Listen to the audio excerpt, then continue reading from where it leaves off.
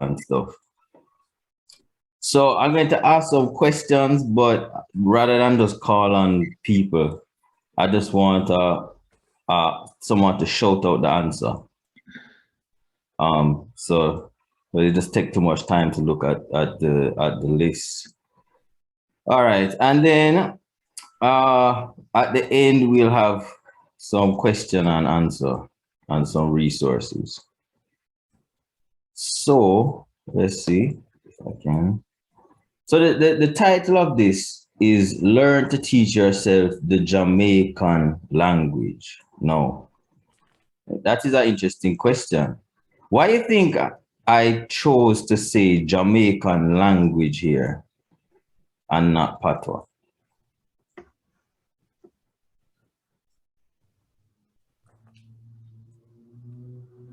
And once again, if you have any idea, you can shout out the answer.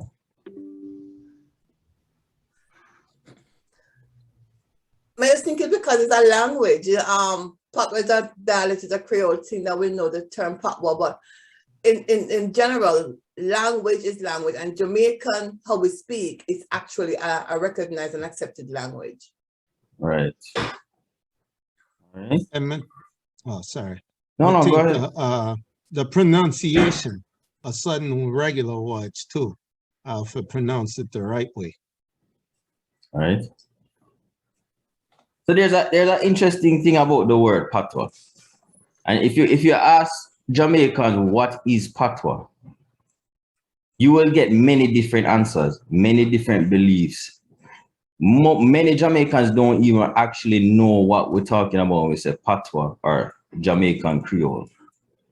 So traditionally in Jamaica, when some people, if you say patois, some people will think what I am doing right now is patois. What I am speaking right now with a Jamaican accent is patois. And the more Jamaican your accent get, they'll think that's patois, even though it's English. Some Jamaicans think that if you're not speaking like this, you're not speaking English. Or if you're not speaking like this, you're not speaking English. So that is a strange, interesting thing about Jamaica. Another thing is that some Jamaicans believe that any deviation from standard English is patois. So, for instance, I could be speaking just like this, right? And if I change this in there, so I could be speaking just like this. There are some Jamaicans that think that is patois because I changed the pronunciation of I to a. But if you look at what the linguists say that is not patois. That is Jamaican English. It is standard Jamaican English. It's just the English certain words has a different pronunciation. There's so some Jamaicans think that if you just change a TH to a D, suddenly it becomes patois. Like if you say like that is good, they think that is patois.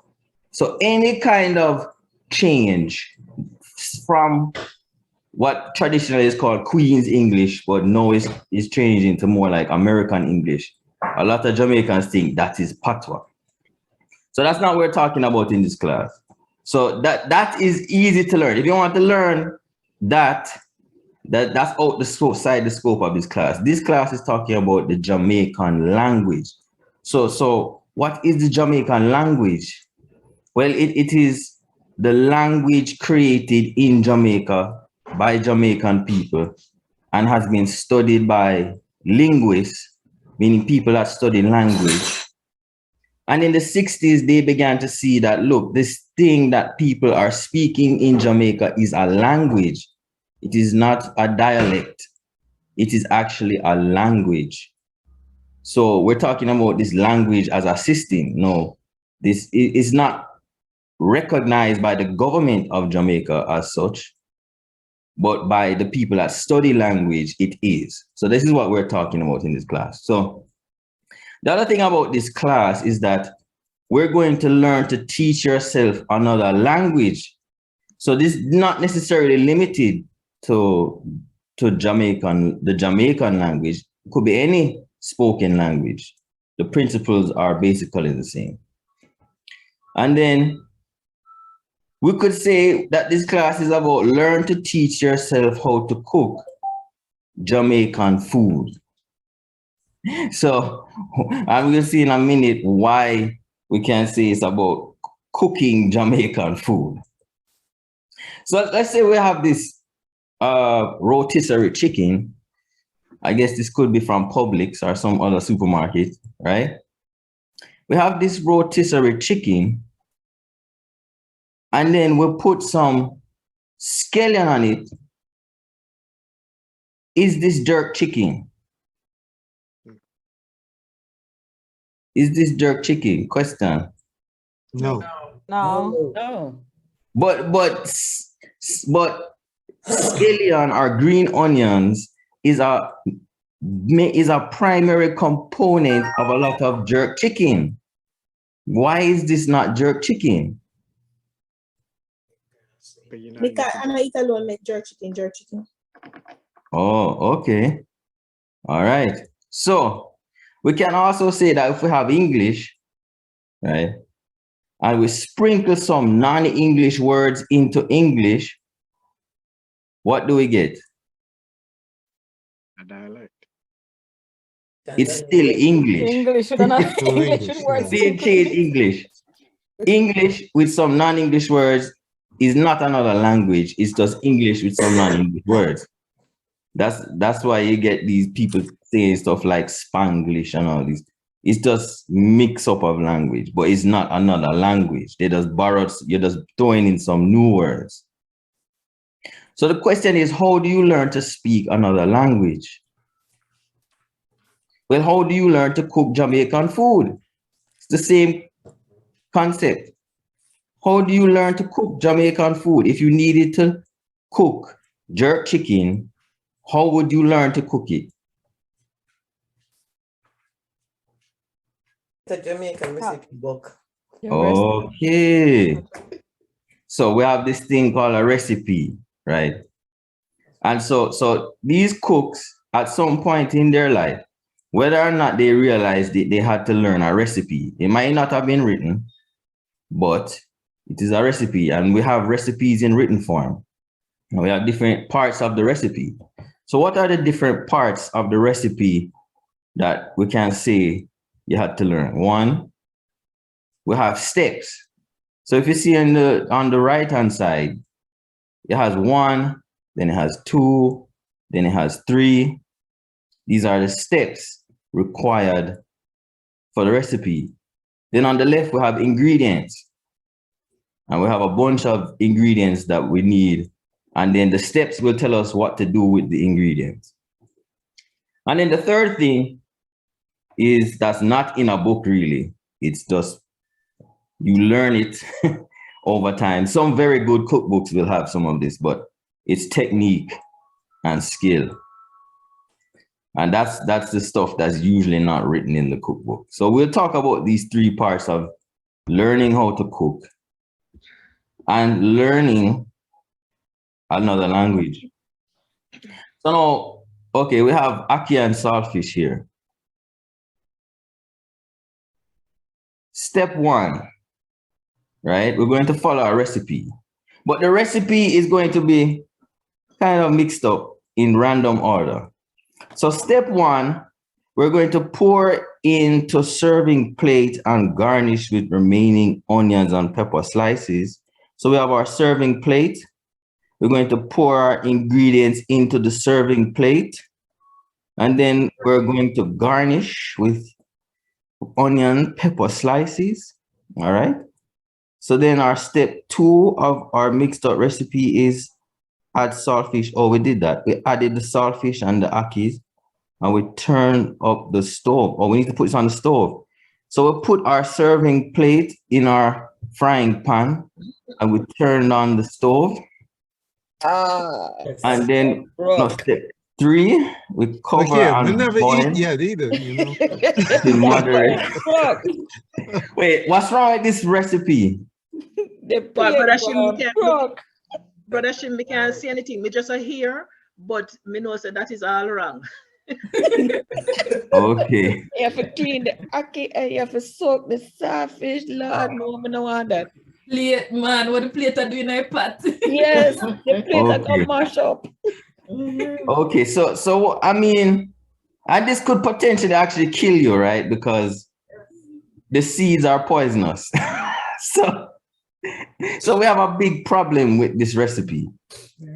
And so we see that the recipe has to follow a certain, oh, I need to cover it. So sorry, I forgot to cover it. That might fix everything. No, All right. no. So just like the steps in a recipe, grammar is the order that is imposed on the recipe of language.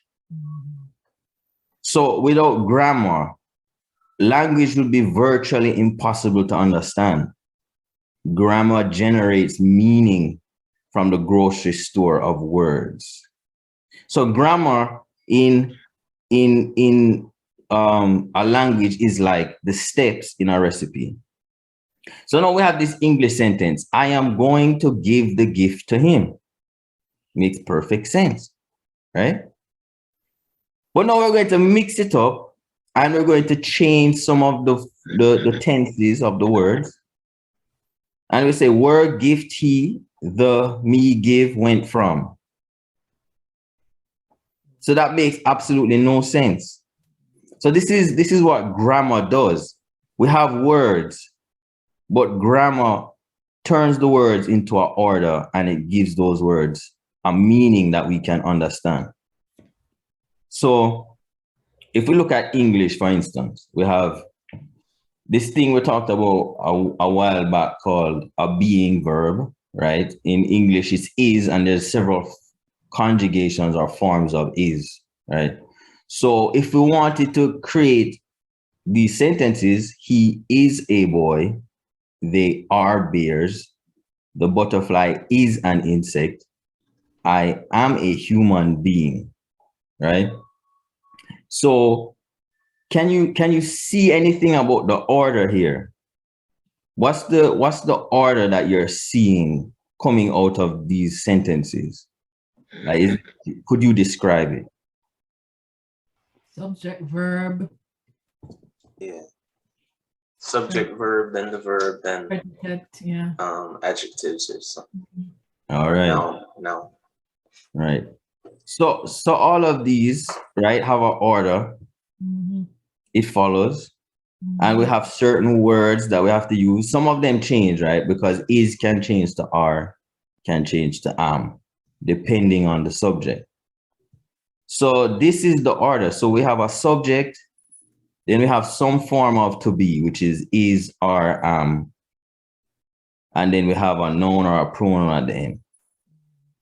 Now the same, we can, for the second one, we can say this, a similar thing. First, we need a subject. Then comes some form of is, or, am. And finally, we have an adjective or a descriptive word. So he is bad. They are awesome.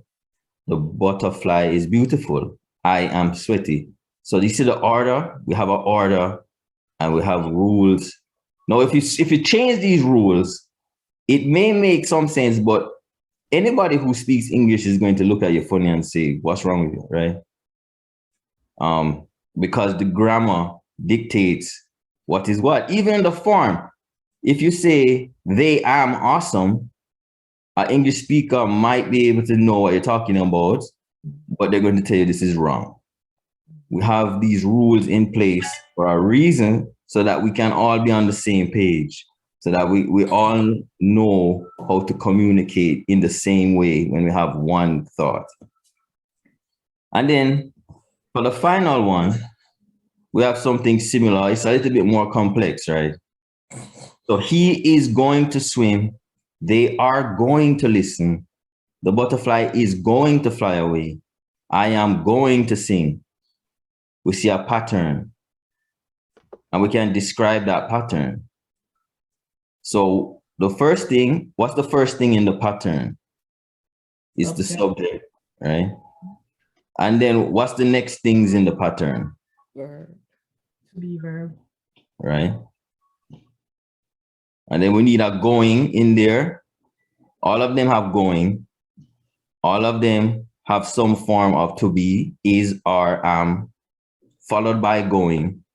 And then at the end, what do we have? Infinitive verb. So a verb. Or the Okay, but action. go ahead. Verb and the action. Right.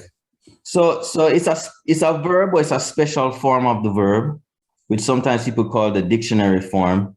So rather than say swim, you would say to swim. Rather than say listen, you would say to listen. Rather than say to sing, you would say to sing.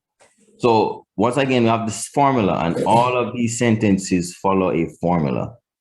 And in fact, the formula is a little bit more complex, because you can describe which being verb it is based on the subject. So if you have I, what's the being verb going to be?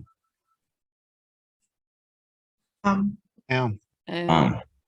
So it can't be are, and it can't be is in regular English, right? So we have these rules. And so what you're seeing, like for every different kind of sentence in English, we can create a recipe. We can create an order. We can tell you what goes where. We can tell you how to construct this thing. So what we're doing here is we're creating recipes to create certain meanings. And we have to know the recipe. There's no way to just come into English with whatever language you spoke before and start speaking English by throwing in English words, because we need the steps in the recipe. So when we learn a foreign language, one of the things that we have to do, let me hide this. I don't know if anybody can actually see the. All right. So for all the different kinds of sentences you can make, you have to understand the pattern that creates those sentences. And so basically you have to go through and understand the different kinds of grammar. And you really only have to do this when you're learning a foreign language, for the most part, because when you're growing up, you learn language differently. You learn language by imitating what other people. It's still learning the recipe. You just learn it in a different way. You don't really fully understand what you're doing. If you say things wrong, your parents will be like, well, that's not the way how you say it. This is how you say it. And so you learn over time the steps in the recipe. So just going through a list of all the different things that we have to talk about. We have definite articles like he is a boy. Indefinite. Actually, I think I reversed that one. The other one should be indefinite, and indefinite should be definite. We have present habitual. I go to work. It's a general statement about something you do all the time. I eat food. That has steps, that has a grammar. I used to go to work. That has a particular grammar. I am going to work. The continuous, progressive. They are singing. That has a recipe with steps, and you can create a grammar pattern for it. So all of these things, when you're learning a language, you have to define. There's no shortcut to this. So, what would be good as a learner is when you want to create a sentence, you need to first define the grammar. What is the grammar pattern for what I want to say? You have to write that down somewhere or memorize it, and then you have to follow the pattern. So this list goes on, right? And I can give you this list later.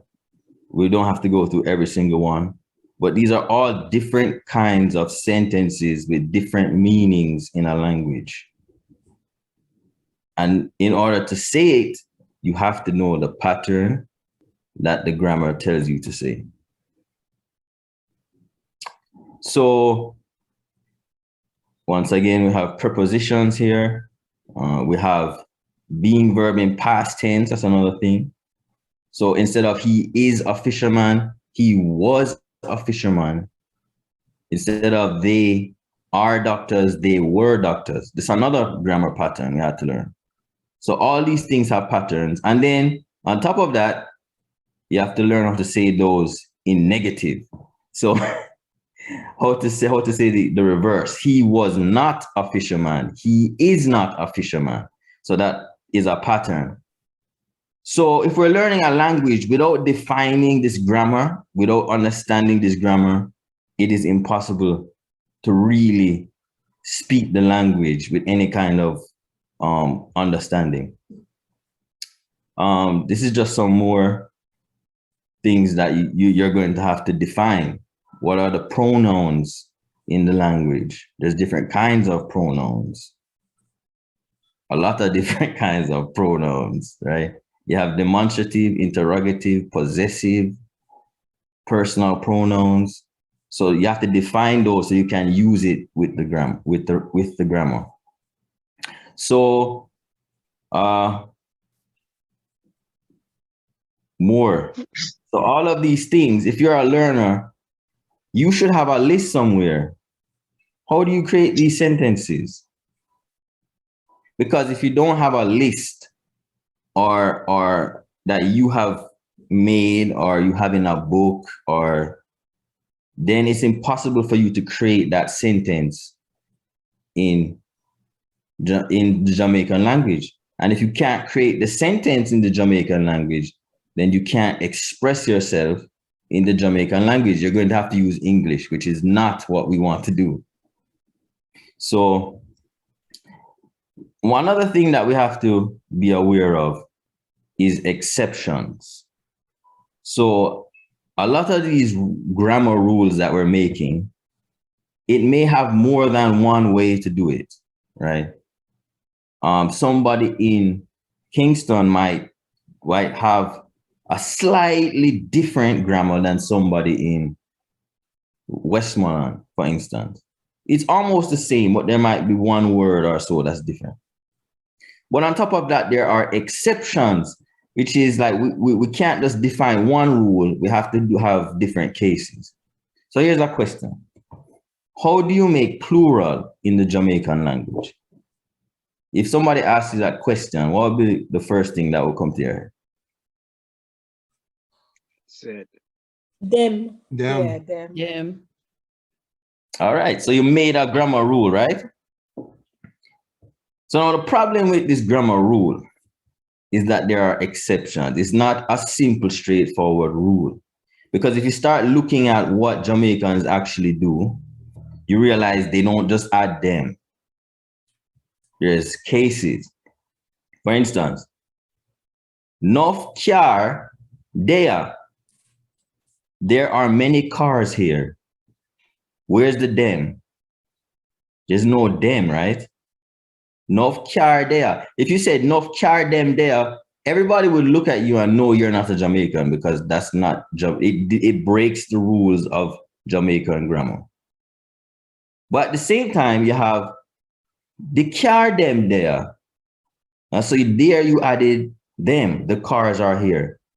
And then you have Fimi car them there. And that's correct. You added them. If you said Fimi car there, everybody would know you're talking about just one car. You have to add them here to know you're talking about more than one car. Number 4, brothers and sisters, we love you.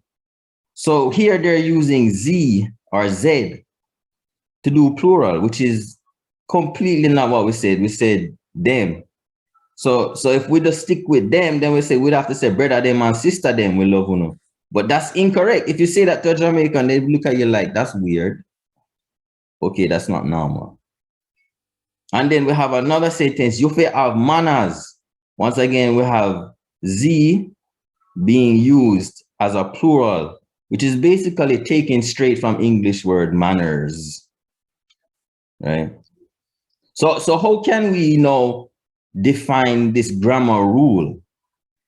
Anybody have any thoughts? based on this evidence. Yeah. Cabin there. Kimmy cabin there.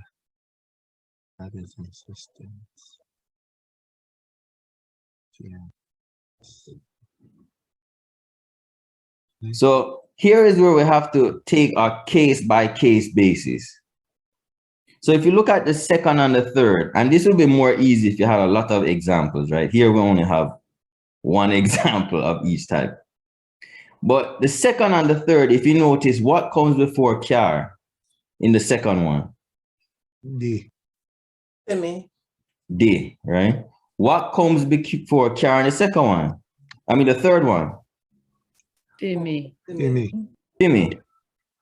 So now we can make a case rule that says if a noun comes after D,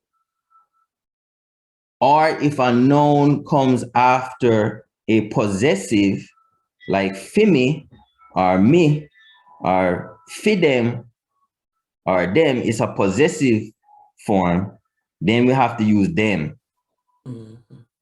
But if it doesn't follow those, we don't add anything, it's plural. We have to give the idea that it's plural some other way. And in number one, the plural is implied by the word "nof." So these are the kind of case by case grammar rules. So sometimes the grammar rule is not just simple, like this is what you always do. Sometimes it's in certain cases you do this, in certain cases you do that.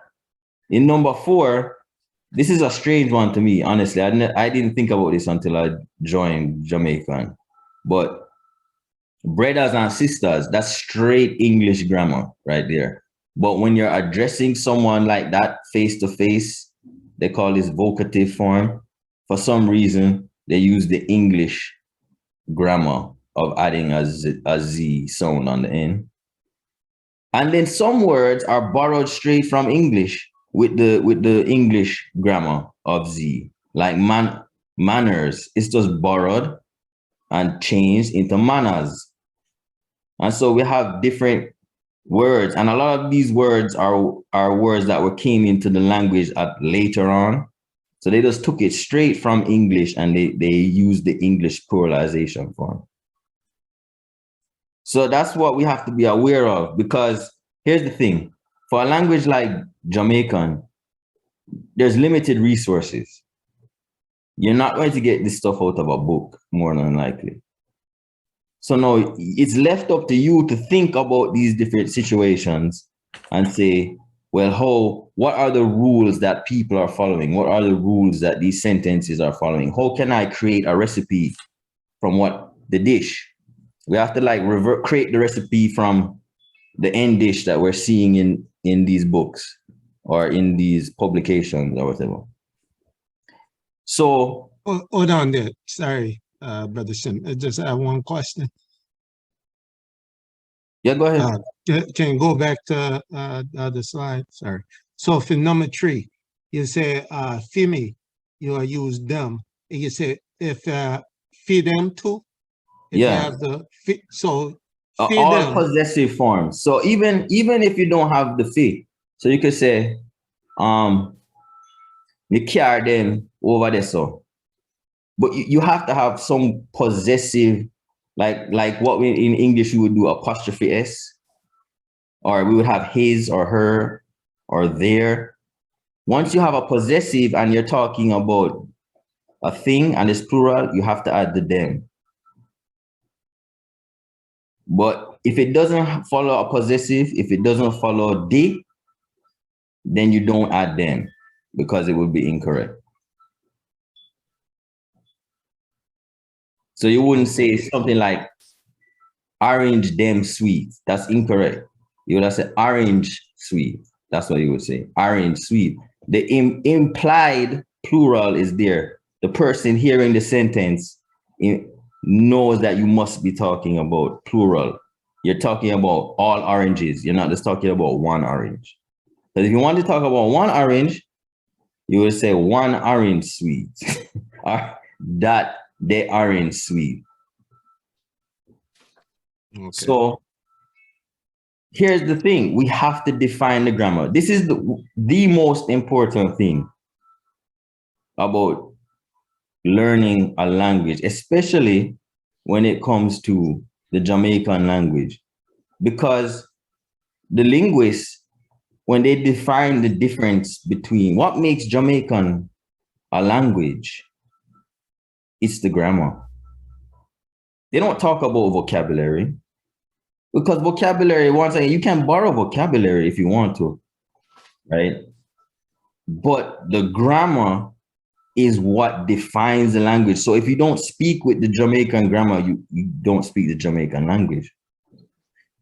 The grammar is what creates the meaning, is what distinguishes it from English. And the grammar forms are like recipes that you can use to create the Jamaican language correctly. So if you haven't started creating lists of grammar rules, this is something you should try to do. And we'll talk about some resources later on. If you're kind of lost, there's resources that can get you started on to start thinking about how grammar rules work. Because it's one of those things that until you start learning a foreign language, you kind of ignore it when you go to school. They teach you this grammar, you kind of, well, it doesn't matter. So speaking Jamaican is not word substitution into English sentences. We have to use a grammar form, and that grammar form is a pattern, and we use the pattern to create those sentences. So we're just going to give an example because we've been talking in generics. So in English, we talked about this, using the to be something, right? In the present tense, you would say like, he is a teacher, they are teachers, I am a teacher. Now, how would you say this in Jamaica? Well, we have a pattern for that. The verb that we would use is a. The a goes between a noun or a pronoun and another noun or a pronoun or noun phrase, right? So the a is in the middle, and the two things it connects are on the side. So him, I want teacher. He is a teacher. So once again, we see how the grammar from Jamaican is diverging from English, because a is the verb. It is a verb. It's not a, as like what you would think about the indefinite article in English. It is actually a verb, and it relates these two nouns and links them together. Him, a, one teacher, and we have the pattern we can follow. So now, if I have a sentence I want to create, I can always create it, right? So let's say I want to relate being an orange, and we want to say that it is a fruit. We want to link those two and equate them. How would I say that using this pattern?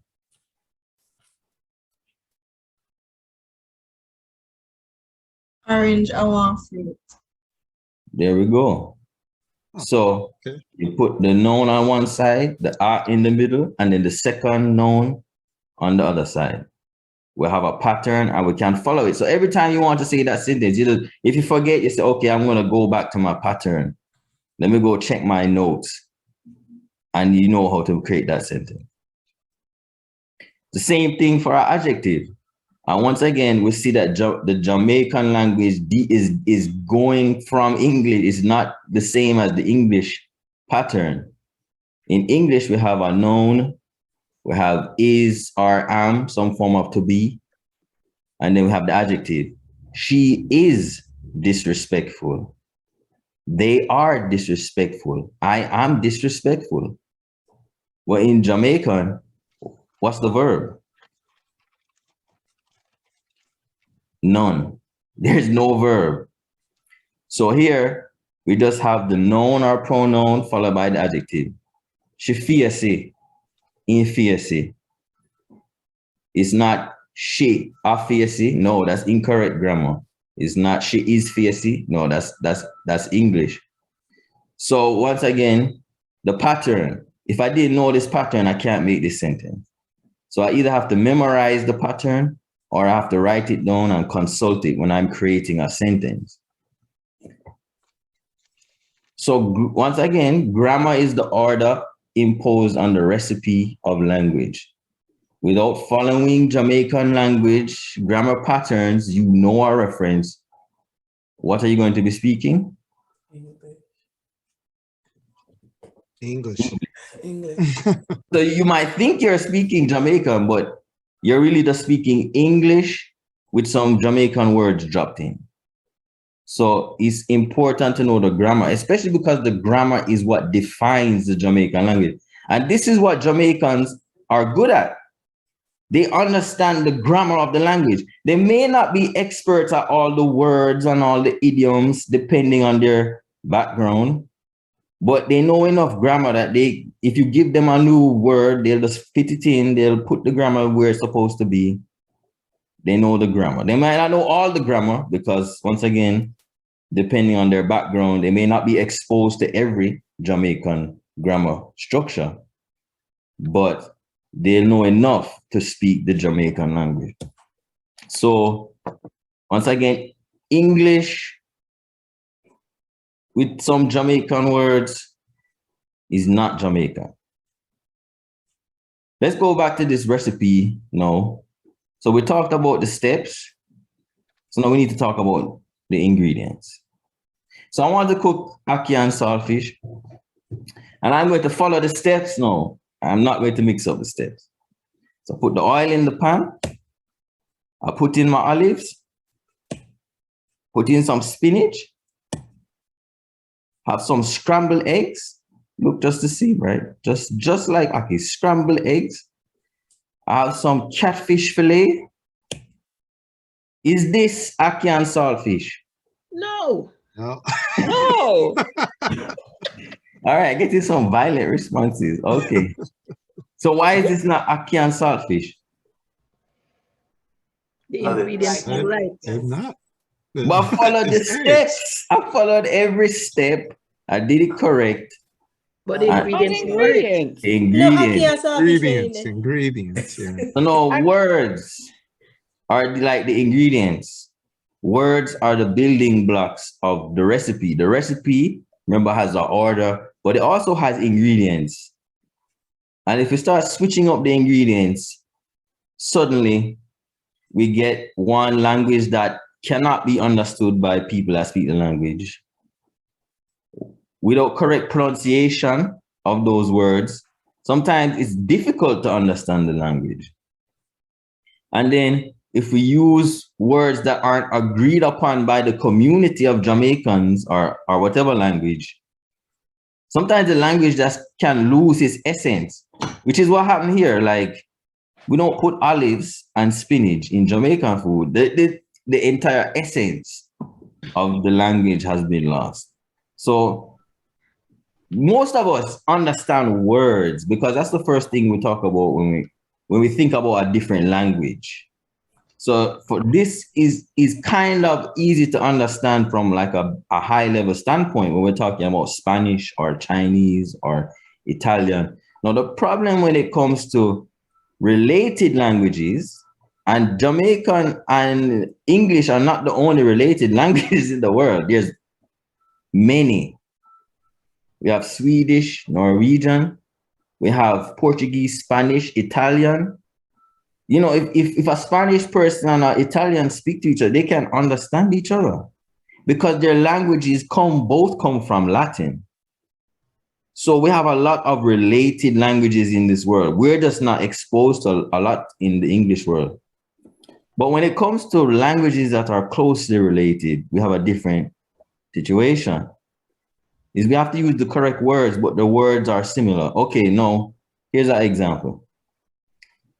And this is not what I was just talking about, but this is just a question. So the word kumquat, right? You know, kumquat, you may have heard it in English.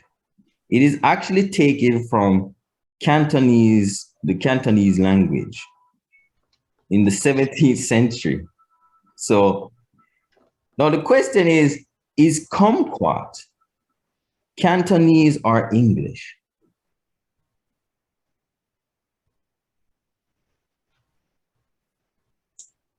Cantonese then. I think Is it English two of them? is- It's both. English. All right, so we have three different answers. Well, I'm going to give you what my opinion is, and I'm going to explain it to you. So this is the word in Cantonese it was taken from. Kumquat. Did you hear it? Mhm. Kumquat. Kumquat. Kumquat. Does that sound like kumquat to you? Kumquat. Kumquat. Kumquat is different from kumquat. As a matter of fact, if you went to Hong Kong or South China and you said kumquat, they probably would have no idea what you're talking about.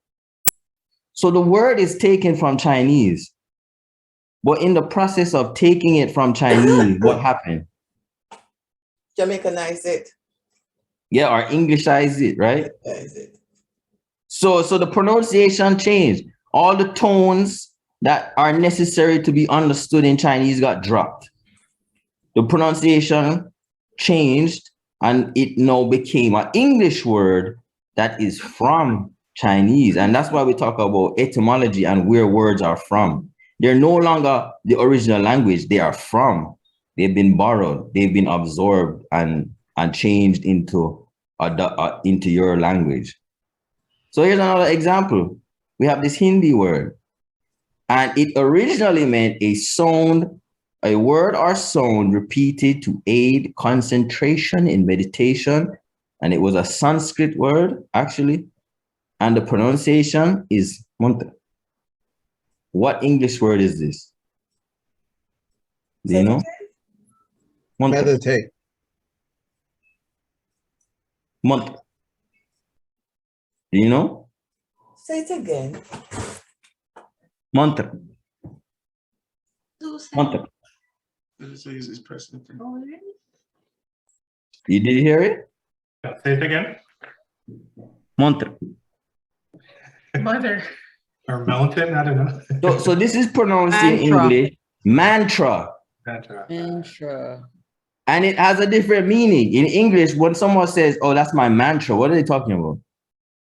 Like a phrase or expression that they repeat. Motto. Right. Or like they're like something they live by, right? Yeah. So not only did the pronunciation change, the meaning changed when it came into English. And we have the same thing in Jamaican. Jamaican will borrow words from English, for instance, change the pronunciation and change the meaning. So it's no longer really meaning the same thing that it meant in English. So languages evolve and they also borrow words. And these pronunciation changes happen when these words are borrowed or when languages evolve.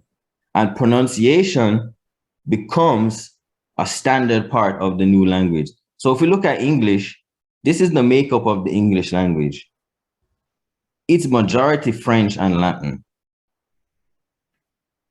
It's 26% Germanic. English is from Germany, the north part of Germany, and it's borrowed all of these French and Latin words. But I can guarantee you that we do not pronounce the French and Latin words like French and Romans pronounce them. If you pronounce it like that, they'll probably look at you like you don't know my language. And also Greek. And it's just the history of English, right? We have all these invasions into England, first by German people, then by Vikings, then by French Normans. And so we have all this mixture and borrowed words into English, but the pronunciation changed and it became an English word. So the same thing is happening in Jamaican. For instance, we have words that are borrowed from English, taken into Jamaican, and the pronunciation changes. See if you hear the difference. See. What's the difference? See. C is a It's long, shorter. it's a long E sound. E. Yeah, so the sound, the vowel sound changed, right? Mm-hmm. The shortness is very important. We're going to talk about that a little later. Say, say. Now, no. No. We have no, no. Make, make. Neck. So, So. so. Me, Me. me. And that's controversial because if you do some research, me is also a Ghanaian word, but that's getting off topic. You have you or ya and you. We have do, do. We have think. Think. Think. What happened there? Let's think about it. With or with and with. With. So these are words borrowed from English for the most part, but the pronunciation changed. And the pronunciation now makes it Jamaican. So we can't go back to the English pronunciation, or we're not pronouncing it as Jamaican. We're actually saying English words. And this is a problem when you already know English, right? It's hard for you to realize that a word comes from your language and change your pronunciation to the way the word in Jamaican, but it has to be done, or else you're really speaking English. So the vocabulary, when you're learning Jamaican, your vocabulary, or any language, your vocabulary has to be built up from scratch. So rather than just say English words, learn Jamaican words one at a time and build up a vocabulary of Jamaican words you can use then to make sentences using your grammar that you're recording too. Refuse to use English words you already know. We're going to use that. You know, Jamaicans can do that because they know what's Jamaican and what's not Jamaican. But if you're not Jamaican or you didn't grow up speaking the Jamaican language, likely you don't really know what is Jamaican and what is English. Sometimes Jamaicans will use English words by choice, but as a learner, you shouldn't do that. Refuse to use English words you already know, because we don't want to mess up the ingredients of the recipe. So over time, really, you'll build this from one word, you'll build up till you have like a castle of words that you can use, an entire vocabulary. So you don't want to think that you have a castle of you're speaking Jamaican, but you really have a sandcastle.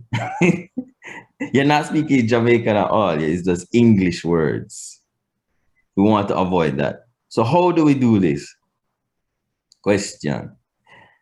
So step number one is we have to learn the correct pronunciation of the alphabet.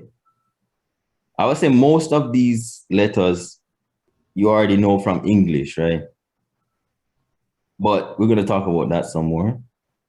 But there's a process to do this. You listen to the sound that is being pronounced on some recording or from somebody. You repeat the sound back slowly. You record yourself. You listen to the recording and you compare what you said to the recording of the native speaker.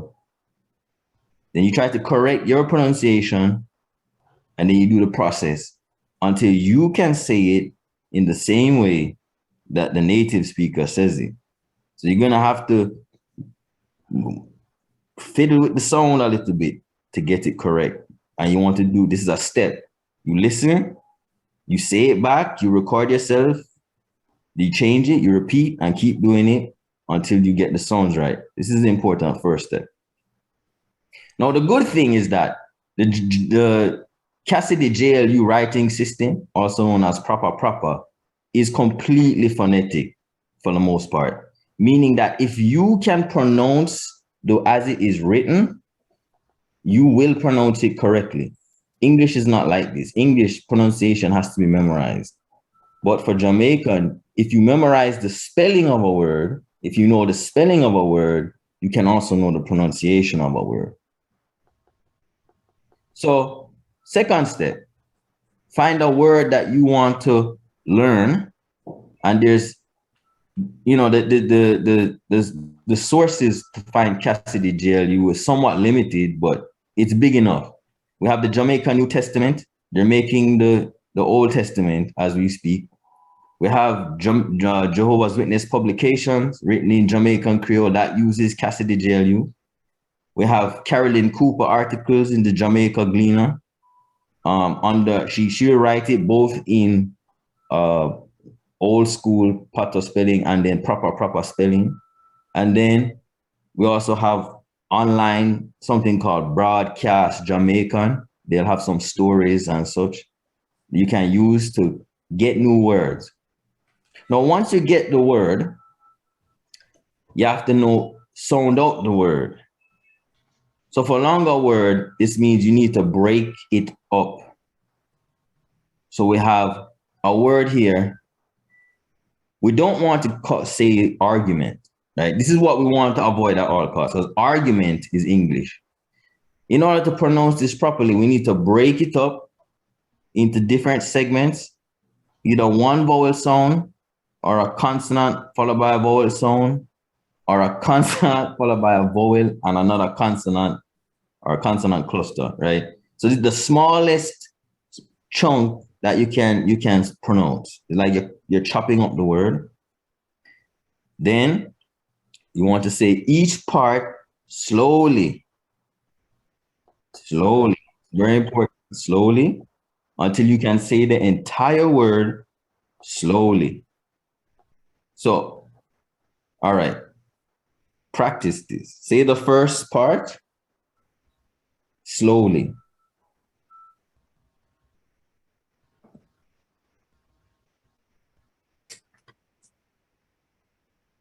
Did everybody say it? I don't hear it. Ah. All right. Sorry, no, I'm mute. Argument. Yeah. No. We don't go on to the whole thing yet. And then the second syllable. E. And then the last syllable. Mint. So while we're doing this, we're listening to make sure we're pronouncing it that way. And we're repeating it slowly like that. And then after we get it slowly, we can now say it a little bit faster. Argument. Argument. And then we say faster. Argument. And if you hear yourself mess up, then you go back to saying it slow again because your mouth is not ready to say it faster. So once we get it done, we need to remember our vocabulary. So we have to store it somewhere. And one way people do this is index cards. So they'll write words on index cards and they'll just go through the list and say the word.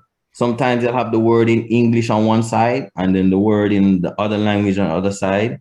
Or they'll have a picture and then they have to say the word in the other language. So flashcards is a normal way people do this. Some people just get lists of words, which is a little bit, it's not as, can't use it as well as a flashcard, but it can work.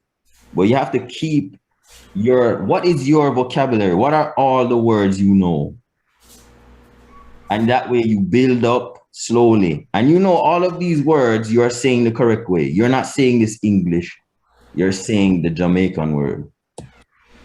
And then you just keep reviewing that over and over. And then you can use those words to create sentences. So here's something is that you want to use only words that you have learned correctly and saved on your vocabulary. Why would I say that only use the words you have actually learned? This way, if you're a learner and you have added it to your vocabulary list. What's the reasoning here?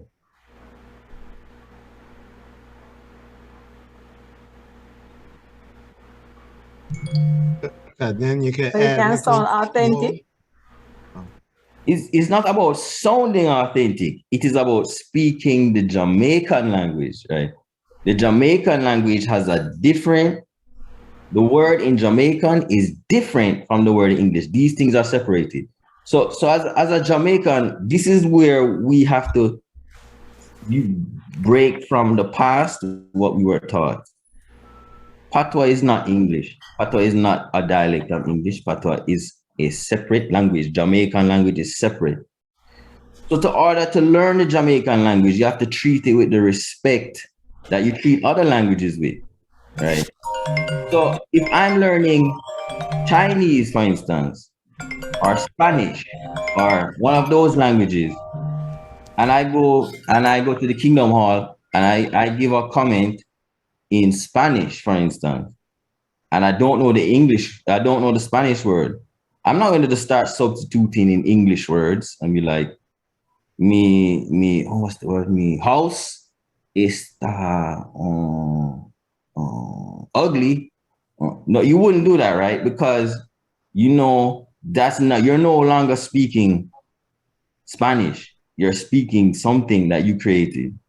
So the same respect that we give other languages, we want to give that same respect to Jamaican, which means that we have to learn the Jamaican word, which is the Jamaican, is tied to the pronunciation. We can't just use English words if we're a learner like that. And that's why we're doing this.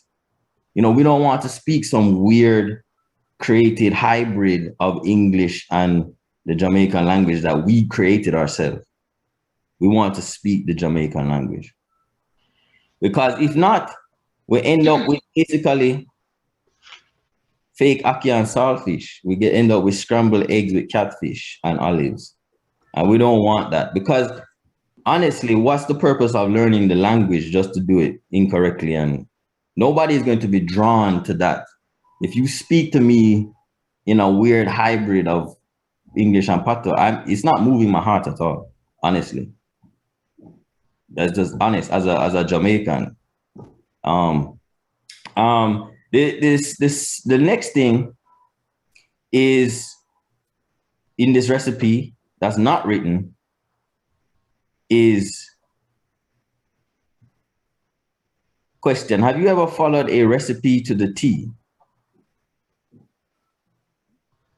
And then you end up with this. You end up with burnt chicken. Or you end up with, the other day, I tried to make noodles from scratch. And I was just like this, man, what went wrong? You follow all the steps in the recipe. You use all the correct ingredients in the recipe, and it comes out bad. What was missing here?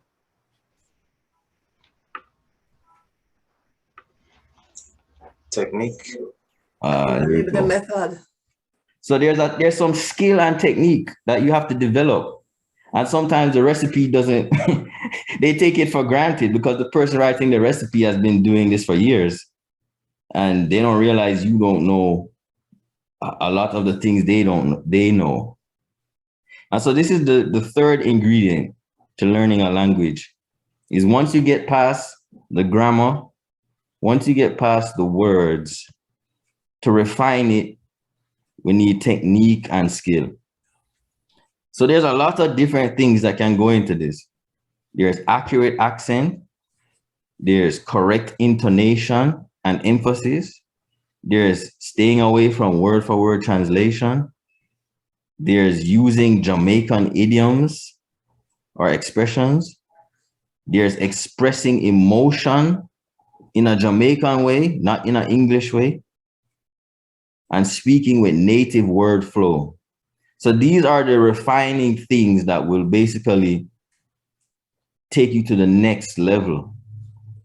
So this guy does not sound anything like a Jamaican. If it will play. Hey, man! It's time for another episode of Hey Man with that hardest working West Indian family, the Headleys. This is your captain speaking. I'm also your baggage handler, ticket agent, head steward, navigator, tall boy, in-flight chiropractor, and me own co-pilot to boot. Welcome to ND Airlines. I and my family are working our Jamaican butts off to make your flight a pleasant one. Say hello to your stewardess, cook, restroom attendant, rent-a-car agent, air traffic controller, and engine mechanic. On the left aisle, my lovely daughter, Margaret. Hey, man! Captain says to strap yourself down. All right, Irie. And the rude boy serving the drink is my lazy son, Byron. I mean, he tried. And a lot of Americans have tried over the years on TV, and most have failed. So this comes into the question, what is accurate pronunciation versus accurate accent? Think about that. What is accurate pronunciation versus accurate accent? And the answer is, if people can't understand you, it's inaccurate pronunciation. If people can't understand you, but it's off, it's accurate, it's inaccurate accent. So if you find that sometimes when you're speaking to people, they say, huh? If your grammar is not wrong, if the words are not wrong, then oftentimes it's incorrect pronunciation. So inaccurate accent, people won't misunderstand you, but inaccurate pronunciation, people will misunderstand you or not understand you. So we have to understand the differences, that there are major differences between English vowel sounds and Jamaican vowel sounds.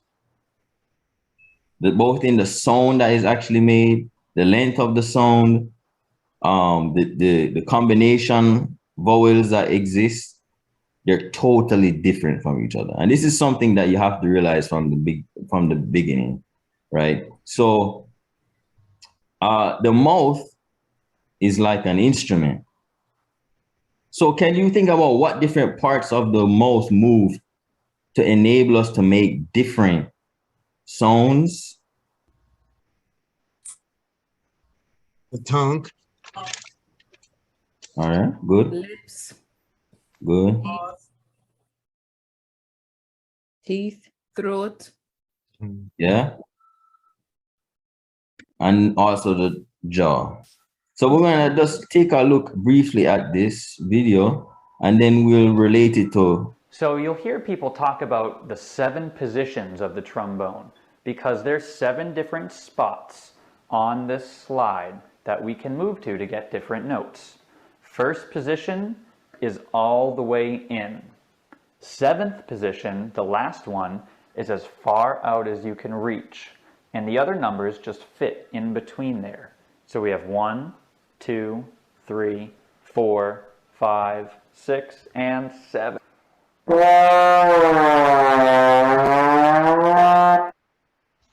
Do you see what he did there?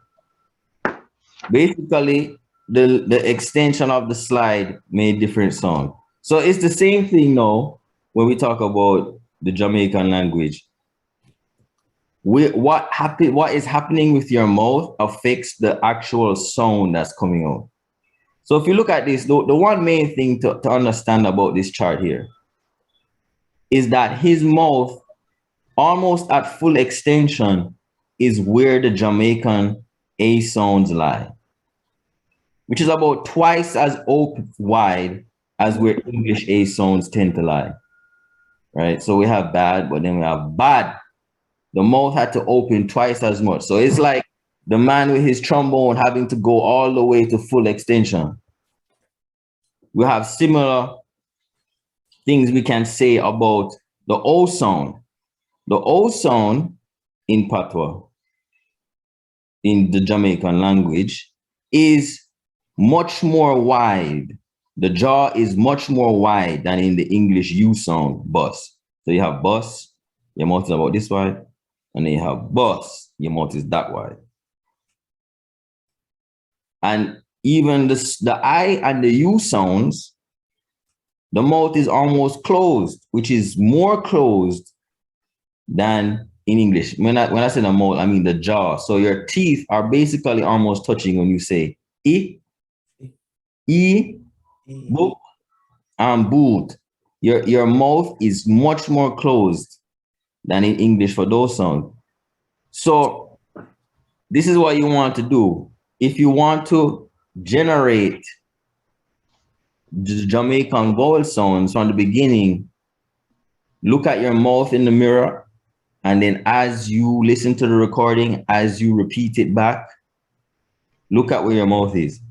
If your mouth is this wide, normally for like bad or talk, open it twice as wide and say it for Jamaica. Bad, ta, because that affects the sound. So this is something that actually you should start doing from the beginning, because it's not the most important thing, but it is very easy to train yourself incorrectly. And once you train yourself, then untraining yourself becomes another problem. So there's a thing called muscle memory. And this is why I keep saying you have to do it slow, because when you go slow, it allows your mouth to learn how to move. Your mouth is accustomed to only moving in a certain way. But if you do it slowly and deliberately at first, you retrain your mouth, because your mouth actually has a memory. Your muscles have a memory. They know how to move. So to move differently, you have to retrain it. It's the same thing like if you've ever played football or soccer with someone that's never played before and they kick the ball, they always toe kick the ball and it hurts their toe. And it's because their muscles are telling them your feet always stay pointed and go forward. And in order to retrain how to kick properly, they actually make you kick the ball very slowly, deliberately, until you learn the movement. And so that's what you want to do. When you're learning the pronunciation of another language, slowly, deliberately pay attention to where everything in your mouth is until you can retrain and basically get rid of English. So that you can defeat the English tongue kick, which is basically, you say something quick and your mind says, speak English. Do it the English way that you've said 1,000,000 times. And don't say the patois word. I don't think that this is only a Jamaican language issue. I've heard from other people that in Portuguese, for instance, they have brothers coming from Spanish into the Portuguese congregation. What do the Spanish brothers do? They say Spanish words instead of Portuguese words because they haven't retrained themselves to use the correct pronunciation of Portuguese and use Portuguese words. They say, oh, these words are similar. I can just substitute. But to a Portuguese speaker, it sounds wrong and off. And so this technique will help you in whatever language you go to. So these are the basic 5 vowel sounds. We've talked about this before. I know someone asked just to hear what they sound like. So I'm just going to go through them. A,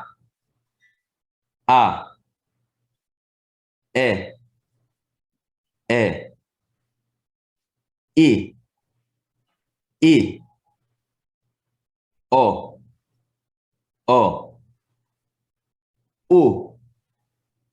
U. Once again, these vowel sounds must be pronounced extremely short always. There's a reason that English speakers don't like to do this, because in the English language, it's a stress-timed language. The Jamaican language is a syllable-timed language. What that means is that in English, for every sound, we tend to have a long form and a short form. For instance, you can say the, you can say the, you can say a, you can say right? We have a long form and a short form for the same sounds. And the reason is that when you speak English, you tend to de-emphasize things that aren't important. So, and you emphasize only and speak clearly only the words that are important. So only the words that are important, you speak long. Everything else, you contract as much as possible because it's not important to the sentence. So you can speak the sentence faster that way. Jamaican patois is not like this. Timing is very important because short has to be short, long has to be long, always. The length of the vowels never change. So these single vowels are always very short. A, E, I, O, U. Two of the same vowel means longer. So A is just stretched out in time. A becomes A. I becomes I. U becomes U. It's the same sound. The only difference is the length of time. Then we have sounds that are built also from the basic sounds A, I, E, O, U. But what's the difference? You send them back to back and you squish them together. So we have I plus E becomes ear. A plus I becomes I. U plus O becomes O. O plus U becomes O. O. So if you know how to say the basic 5 vowel sounds, you should know how to pronounce all the vowel sounds in the Jamaican language. So practice those 5 to get it as close to a native speaker as you can, and the rest is just combinations of that. So vowel length is very important. It affects meaning. We have ati versus ati. Different meaning completely. Sit and see.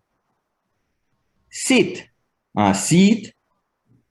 Me and me. One is emphasized, one is not. Get up versus get up. Land versus land. Different meaning. So vowel length is very important. So definitely keep the vowel length. Work on that because the length is different. It's very important, unlike English. So there are sounds that are not in the Jamaican language, like TH, the, and with. Those are not in Jamaican. We don't pronounce TH. The R sound in like Tom, it's not really in standard Jamaican. And you'll notice that A, I, E, O, U, there's no R sound like Tom or coffee. There's no dark L, which is like a L that's pronounced in the back of your throat, like little, bottle. There's only one L, and it's always pronounced in the front of your mouth. And then H in the Jamaican language makes no difference. So whether it's there or whether it's not, it does not change the meaning of words. It does not affect the meaning of words like it does in English. There are sounds that are unique to Jamaican. For instance, the Y, sometimes you notice it will come after a consonant, like new, gyal, kya. So that Y actually it exists and it makes a difference. And nyam. So the way how to do it is to pronounce it like a short I. It's a very short I that you don't really emphasize that much. So rather than say new, it's new. Rather than say gal, it's gyal. Rather than say can, it's kyan. Rather than say nam or yam, it's nyam. So the N and the Y, these are things that you'll have to practice. The H and the N sound, unique to Jamaican. It means that you pronounce the vowel sound in your nose like you have a cold. So, or if you remember Steve Urkel, can I do that? So it's not can, it's can. You're pronouncing the ah sound, but in your nose, like you have a cold. It's not one, it's wah. The mouth stays open, wah, in your nose. It's not in, it's in your nose. These are sounds unique to the Jamaican language. So these are sounds you'll have to practice more.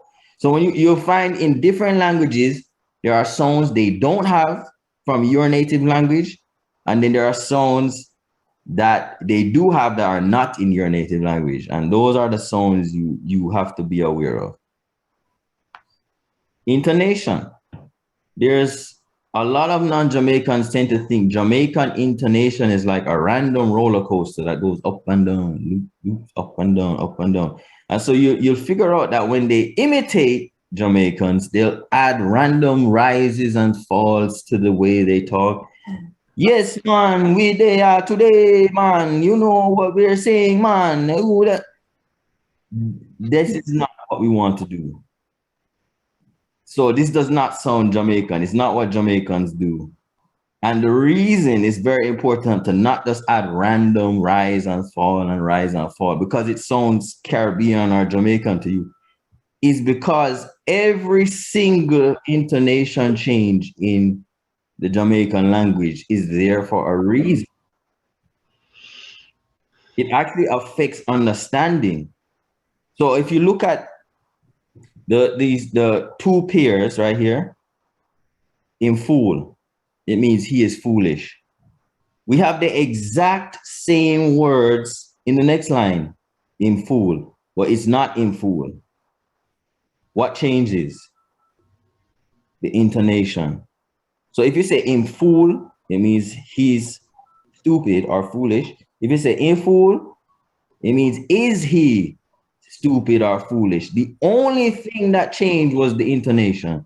Intonation is very important. And so you have to figure out why. Why are you doing this change in your pitch? Because every change has a reason. I am that, right? I am that. That is him. That is he. I am that. That is a question. Is it him? So the words and the order of the words, the grammar did not change. The meaning changed because the intonation changed. And so if you look at the graph, you'll see that for a yes or no question in Patois, at the very end, you do a sharp rise. And that means this is a yes or no question. If it is a statement, you basically trail off at the end. Your pitch goes down in fool versus in fool, right? So there's a difference here.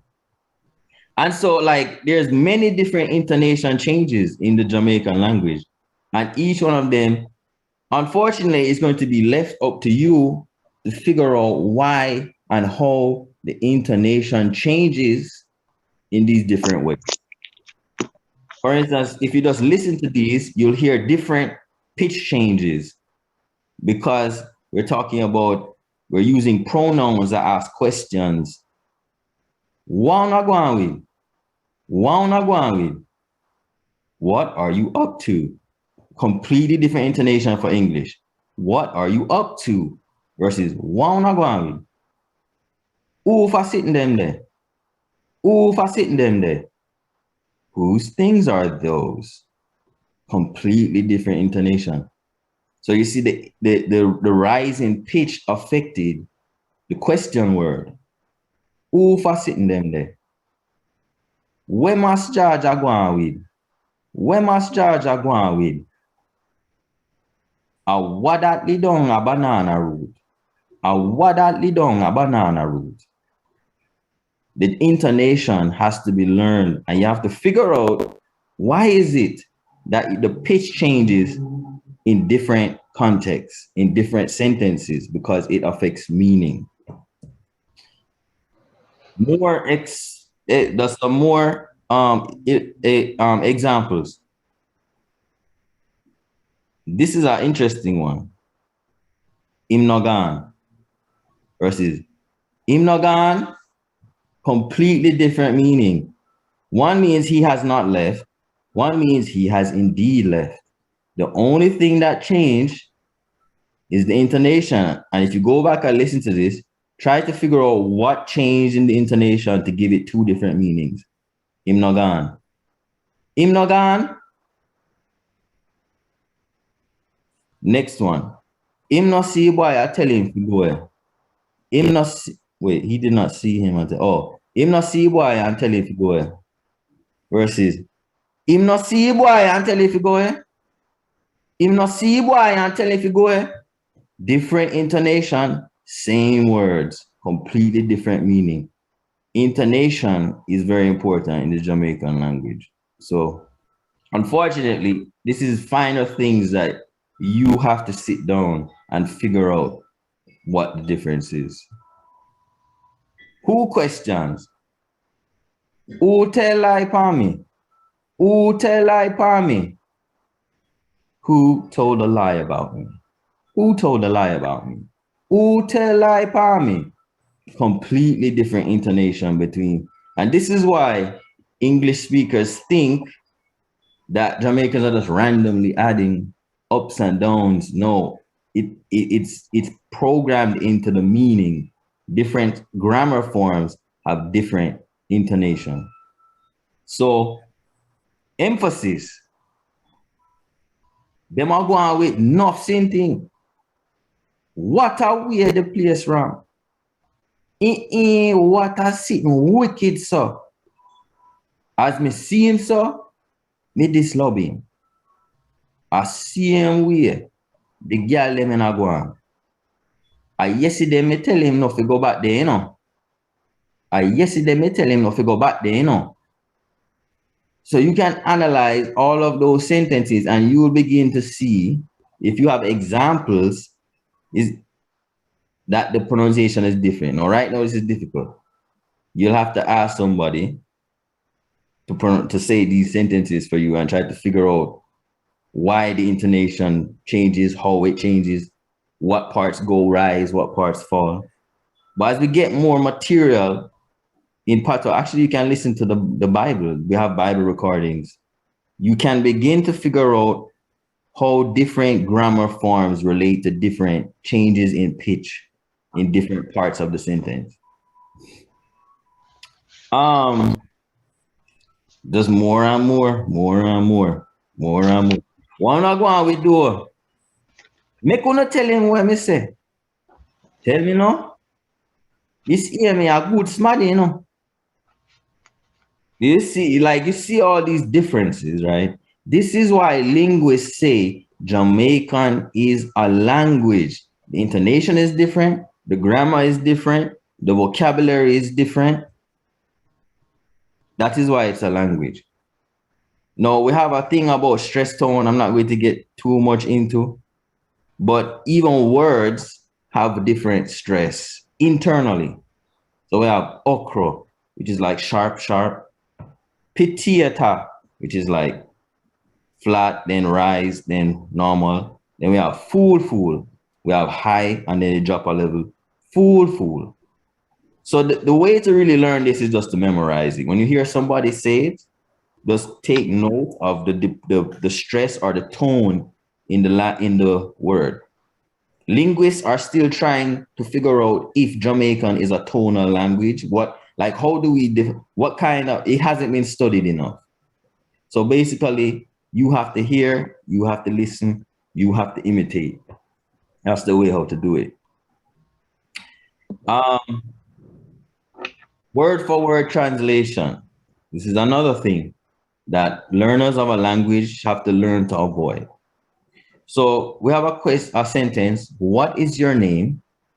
Now, if you do a word for word translation, what are your name? It's kind of awkward. The idiomatic way we say, what your name? Or what your name or what your name, right? So word for word translation doesn't often go well. We have another word. He stuck his foot in it. This is an English idiom or expression. If you do a word for word translation, him stick a foot in it. It is not patois. It's still English. In fact, the first time I heard this, I was like, they put their foot in the food. No. See, the translating the words individually does not necessarily mean that the sentence is understood when it comes out the other side. So the idiomatic way, the correct way to say this in part of it, the food when you cook, sell off, or some other form. There's a bunch of different ways you could say this depending on where you grew up or what time generation you're from. So then I have just another example which I'll skip from today. If you want to go back, you can look at it. So when we translate, we don't translate words. And this is a hard thing for people learning a language to understand. We're not translating words. That's the worst form of translation, because you can translate individual words and come out with a sentence that the other person does not understand. What happens is we have an image or a thought in our mind, and we want to translate the thought. We want to get it so that the thing that we're thinking or seeing is the same thing that they're thinking or seeing, which means that translation is quite loose. It has nothing to do with individual words. That's just by chance. Okay, so let's take an example. We have this bird. If a language did not have the word for bird, say there's no birds exist in this country, how would you translate it? Any thoughts? Take a stab.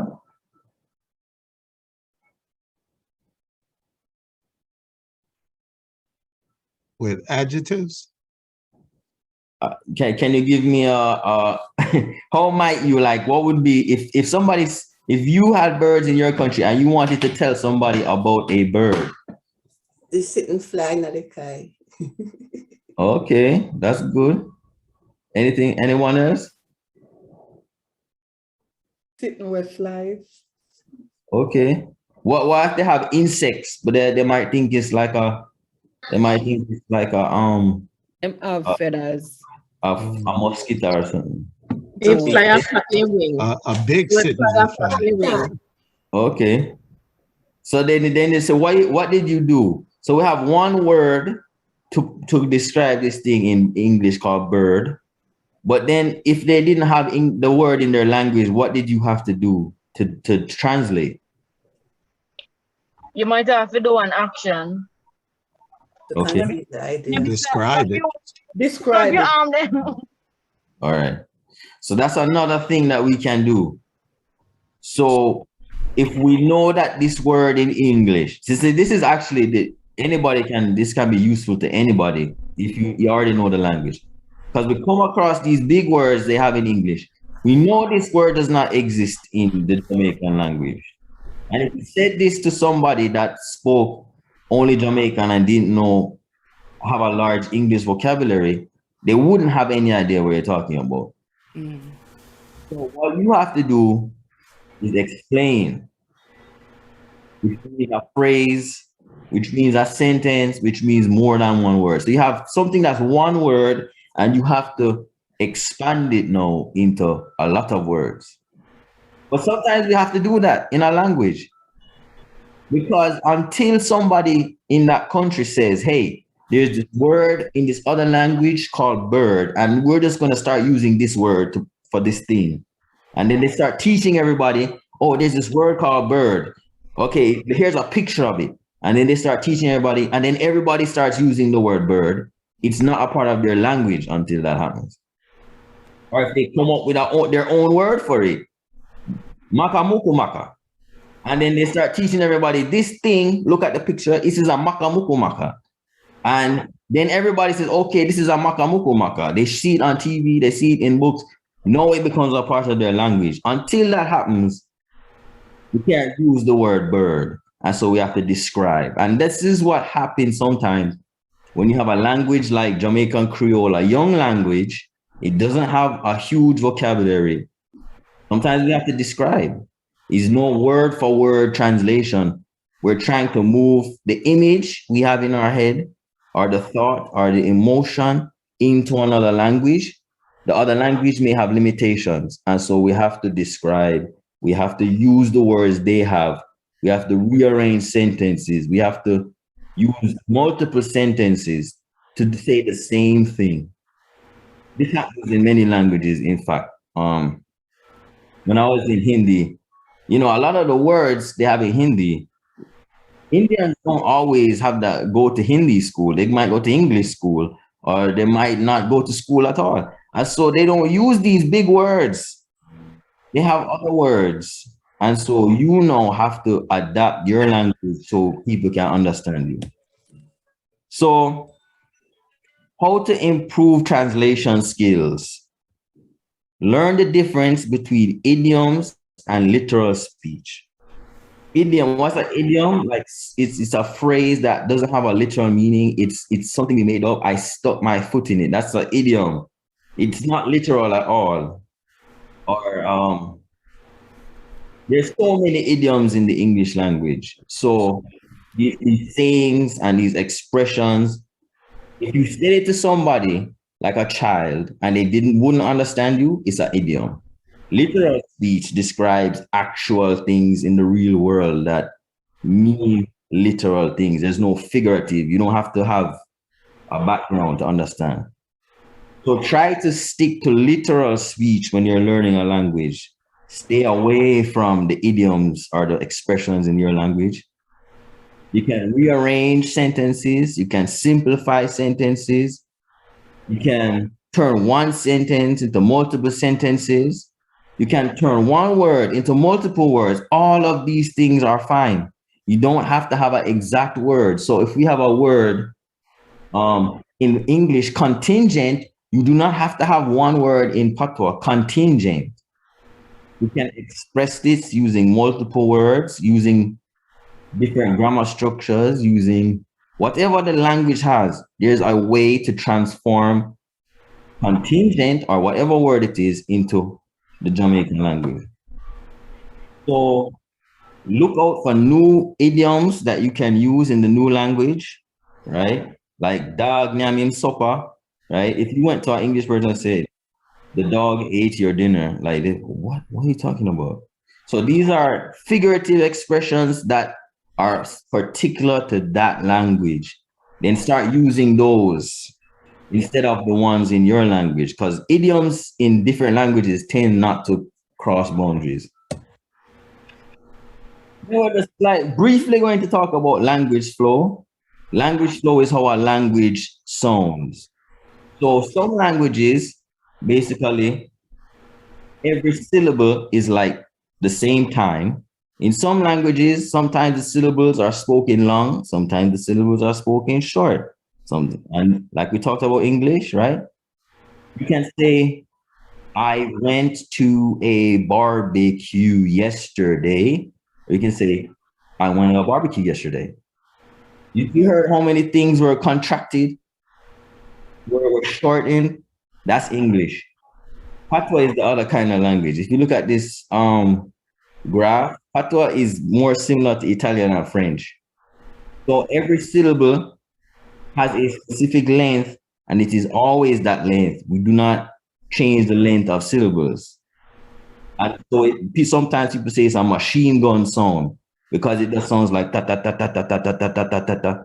So that's why Spanish, Italian, and French sound the same way. We don't shorten and then expand. So, general tips in closing. Go back to baby level.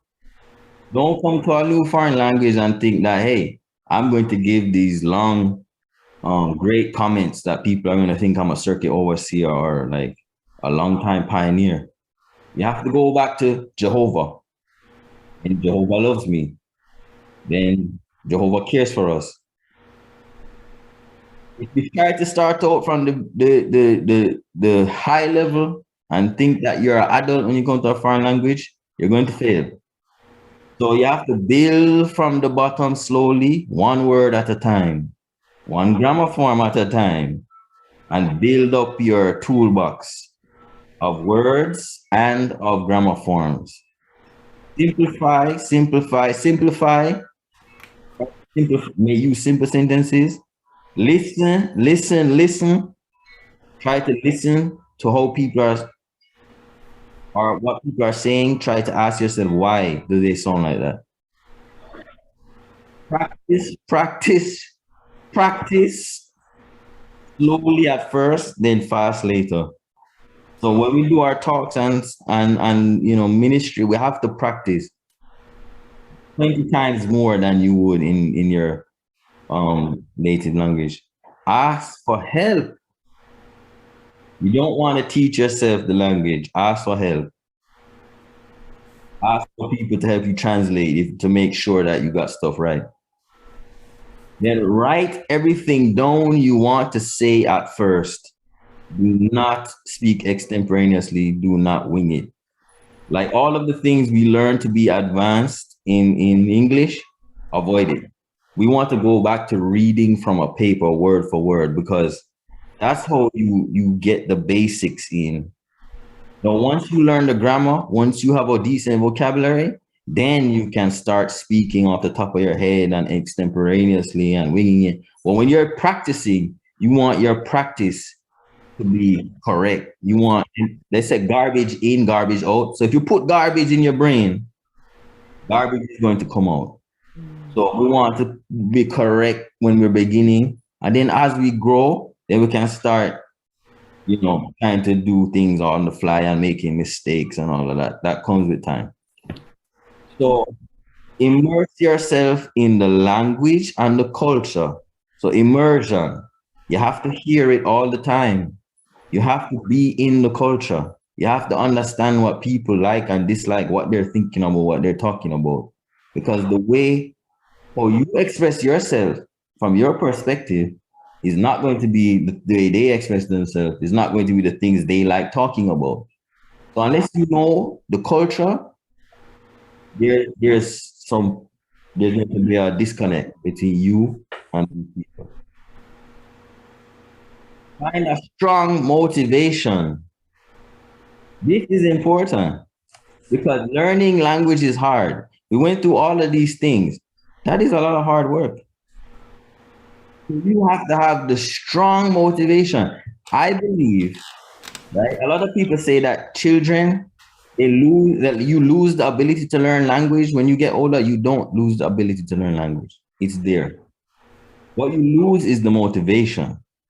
When you're a child, for instance, my story, when I was a child, I came to America and I was told if I did not learn English, no one would understand me. They would put me in some weird class and I basically would get held back and people would know what I was talking about.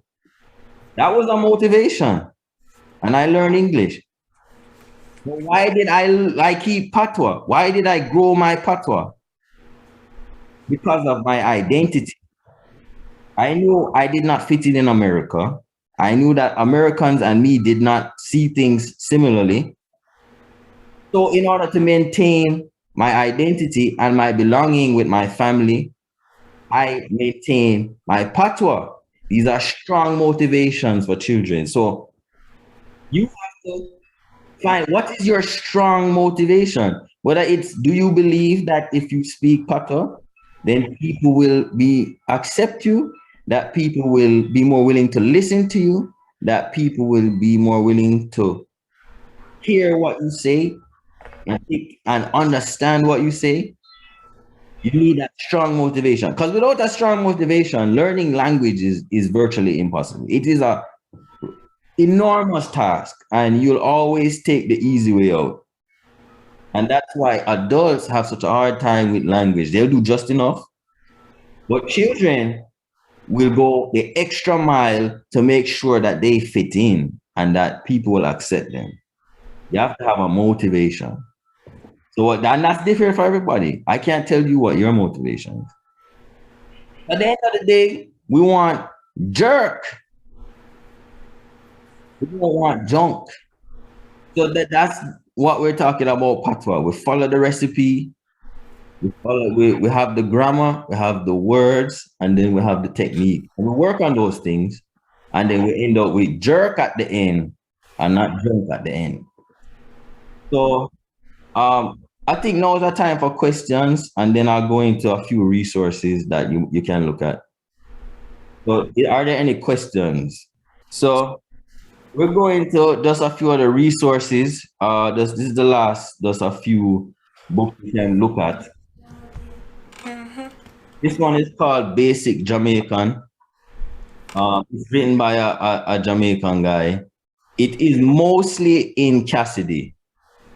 He didn't like the HN, so he replaced the HN with the H, and there might be a few other changes, but he explains the changes.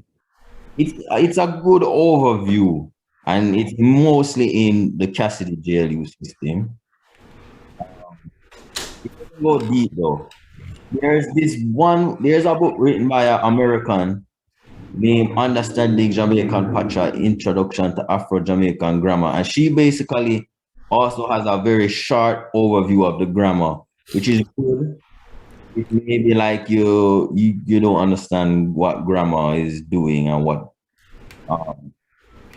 it's very interesting from an American perspective to see what she thought.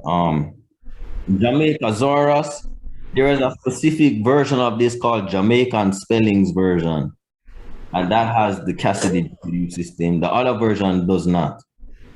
So for a learner, Cassidy JLU is very important, because if otherwise you won't know how to pronounce the word, but with Cassidy JLU you can. Just a caveat: this was compiled by an American for the most part. It was checked by several people. Different parts are checked by several people, including myself.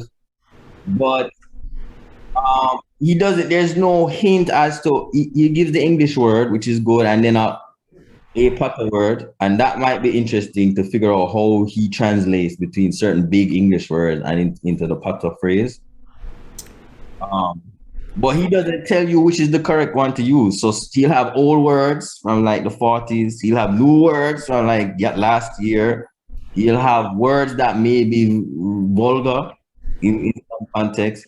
So, but it gives you an idea of how you can translate a big English word or English into a Jamaican word or concept. So it's interesting in that respect, and he's always updating it every couple of years. We have this old thing, is Jabari. This is like the old style dictionary we used to have that they sold like in tourist stores. But I kind of like this dictionary. You can find it on archive.org. It's definitely not in Cassidy. It's only in English things. We have these older resources like Jamaican Creole Syntax. This is 1966 by one of the first ladies to actually call Jamaican a language. And it goes into some of the grammar, but most of the book is written for like academics. It's kind of harder to understand once you get past the first couple chapters. The old, one of the first books, really the only dictionary we have so far that they've released. It's not a complete dictionary. It only has words that are unique to Jamaican. It's not like a complete dictionary. And even though Cassidy wrote it, he uses mostly English spellings. Only for the pronunciation, he might have the Cassidy system in the pronunciation aspect. Then we have this course, Jamaican Creole language course, released in 1968. You can Google it, but it's meant to be. You're meant to have a teacher, right? You can't teach yourself using this course because a lot of it is imitate the teacher. So the teacher says it, then you repeat. And it focuses a lot on intonation, on like the way how Jamaicans say things differently, like the pitch level. So you're supposed to imitate the pitch and all that. But it's very interesting to look at because it has older patois